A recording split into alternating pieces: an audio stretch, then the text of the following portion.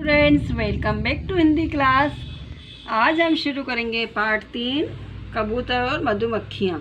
ये कहानी आपको हमने कल बताई थी ना। एक कबूतर था और एक मधुमक्खियों का झुंड था। तो एक सरोवर मतलब तालाब के किनारे एक पेड़ पर मधुमक्खी रहती थी। एक दिन बहुत तेज़ हवा चली तो वो मधुमक्खी आकर पानी में गिर गई थी। फिर कबूतर ने अपने उसी पेड़ पर कबूतर भी रहता, उसने देखा तो अपनी चोंच से एक पत्ता तोड़कर उसने समुद्र में गिरा दिया था। चलिए आज हम इसको पढ़ते हैं। प्रस्तुत पाठ में लेखक ने पशु पक्षी व जानवरों के माध्यम से आपस में सहयोग की भावना का विकास करने की प्रेरणा दी है। मतलब ये जो पाठ है हमारा, ये कहानी है, इसमें क्या दिया है हमें, पशु पक्षियों व जानवरों के माध्यम से बताया कि हमें आपस में कैसे मिलजुल कर रहना चाहिए। एक जंगल था, उसमें एक सरोवर था।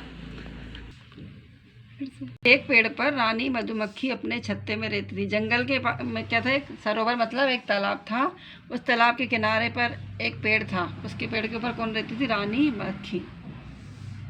मधुमक्खी होती है ना, उसको वो कहाँ किस में रहती है? रानी मधुमक्खी छत्ते में, जिसमें शहद बनाती हूँ।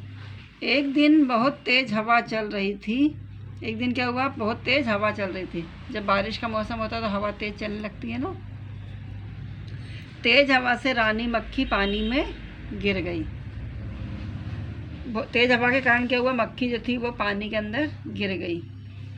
उसी पेड़ की डाल पर एक कबूतर बैठा था।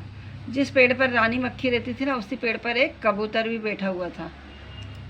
कबूतर यह सब देख रहा था। जब हवा चली, रानी मक्खी पानी में गिरी तो ये सब क्या हुआ, कबूतर ने देख लिया था। उसने तुरंत पेड़ से एक पत्ता तोड़ा और पानी में डाल दिया। तो जैसे कबूतर ने देखा कि रानी मक्खी पानी में गिर गई तो उसने एक पेड़ से एक पत्ता तोड़ा और उसको पानी में गिरा दिया। पत्ता रानी मक्खी के समीप गिरा। रानी मक्खी झट से पत्ते पर चढ़ गई। तो जहाँ पर रानी मक्खी पानी में थी ना, उसके पास ही जाके वो पत्ता गिरा था। तो रानी मक्खी जाकर पत्ते पर चढ़ गई।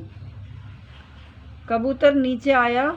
उसने पत्ते को अपनी चोंच में दबाया। कबूतर की चोंच देखी ना आपने, ऐसी लंबी होती है, वो किसी भी चीज़ को उससे पकड़ सकते हैं।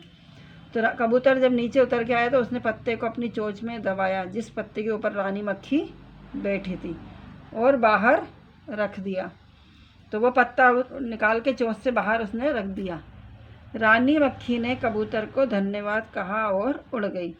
जब वो पत्ते पर बैठ के रानी मक्खी पानी से बाहर निकल गई, मतलब अपने आप को सुरक्षित महसूस करने लगी, तो उसने किस कबूतर को धन्यवाद दिया और वहाँ से वो उड़ गई।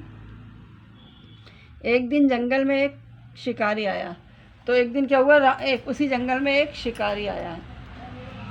इसके आगे की कहानी हम कल पढ़ेंगे। तो आपको पता है ना, कबूतर ने किसकी कहानी पढ़ी? कबूतर और मधुमक्खियों की। तो आप घर में पढ़ाई कर रहे हो कि नहीं? आपको घर में भी इन कविताओं को, कहानियों को फिर हिंदी में पढ़ना है। तो आपको रोज़ एक पाठ पढ़ना है। तो आज जो हमने पढ़ाया आपको यहाँ से लेकर यहाँ तक, इसको आपको घर में फिर से दोहराना है। अब कल हम आगे की कहानी को कंप्लीट करेंगे। Thank you, have a good day.